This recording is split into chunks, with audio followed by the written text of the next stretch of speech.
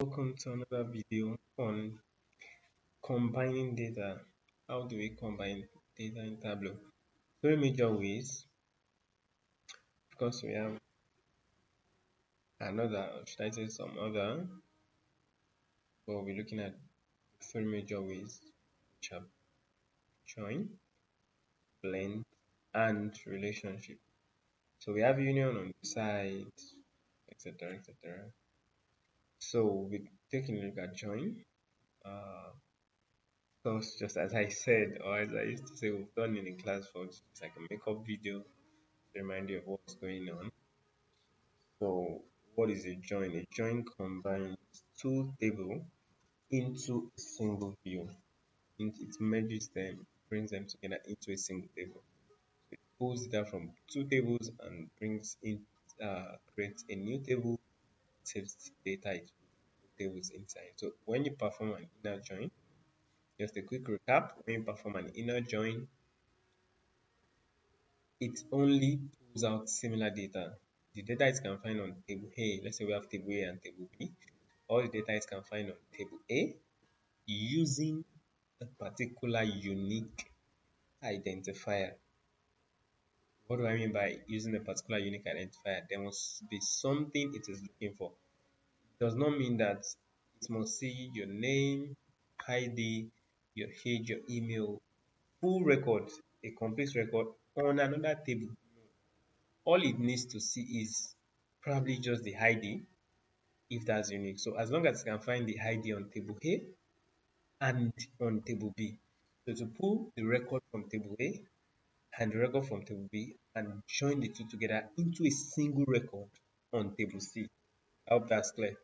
Alright, so let's just get started quickly. I'll connect to one of our data set that frequently. Of course, probably in other video, maybe when I want to another video, maybe taking you from beginner to a master class in Tableau. Different data sets, explain more in detail, but this is more like a makeup class. And of course, uh, this should do for you. But now, it's a really good one. So let's just pick up, connect to the data set. I want to use, I'll click on Microsoft Excel, Tableau, few data set, and that is amazing math. Yeah, the amazing math data set. Okay, I will see why you want to use this for a join. It's loading up. All right, now if you take a look at this place, you see that we have three worksheets right there. So we'll take a quick view at what we have in these worksheets. So list of orders, let's see what we have inside list of orders. Just okay, okay.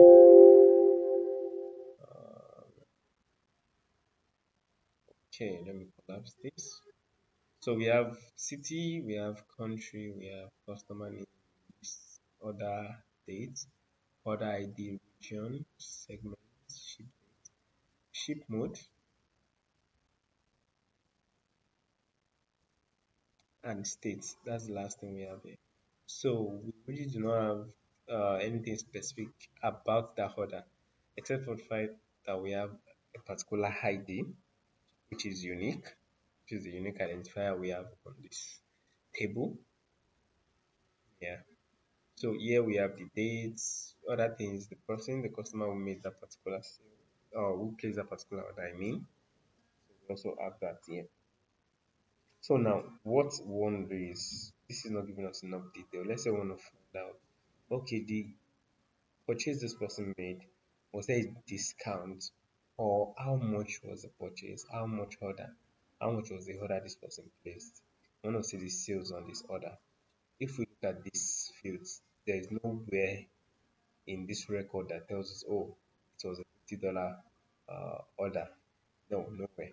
But let's take a look at order breakdown to see if that will help us. All right, so order breakdown.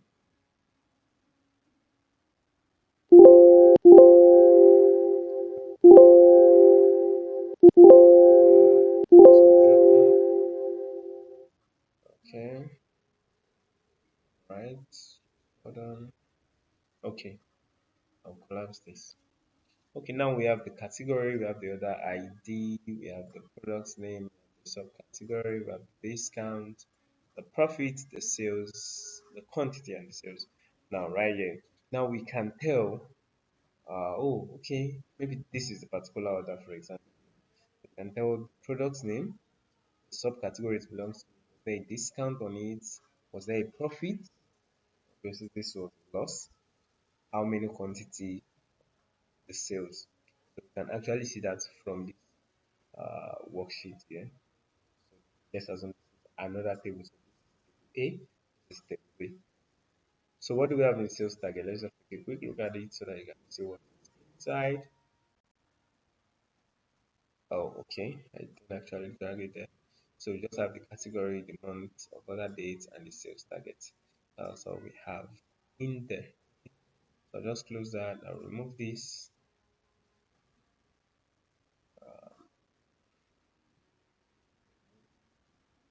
So now I mentioned union. This is where you can perform a union. Let's take a closer look. Can you see? It says new union. And you can only perform a union if the data structure is the same. If you have the same shape, the data takes the same shape, and you have the same fields. Let's say, for example, you have a record of, you have different branches of a company, so you decide to keep their records in different tables. Okay, the branch you have in a particular place or a particular location, you kept the record somewhere. The records of those you have in another branch, you kept the record somewhere. So you want to perform analysis, you do not really like to perform analysis on that branch separately since you're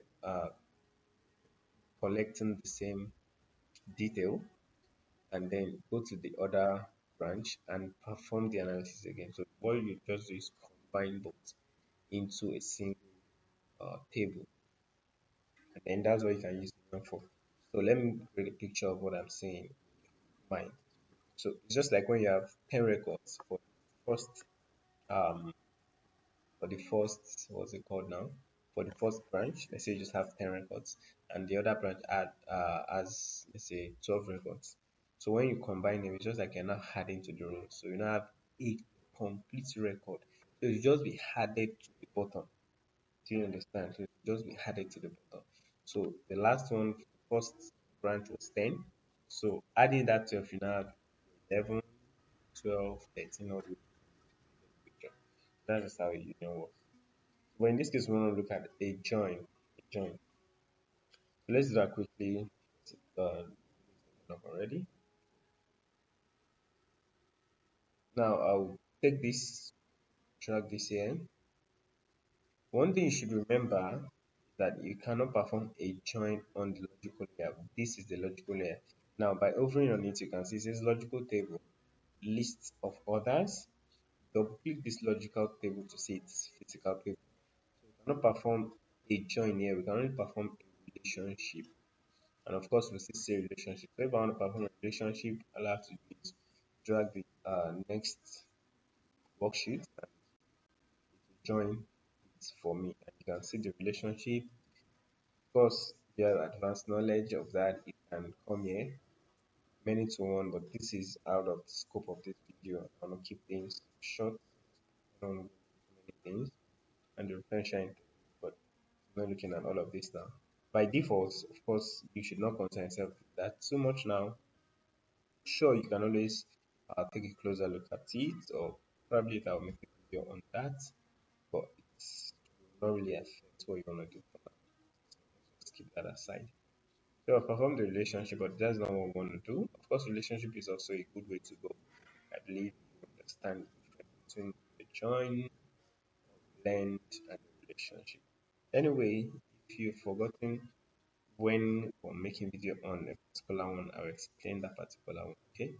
So I'll remove this. This is a join. I've explained how a join works. So for the inner join, when it finds similar records, it pulls them, creates a new table.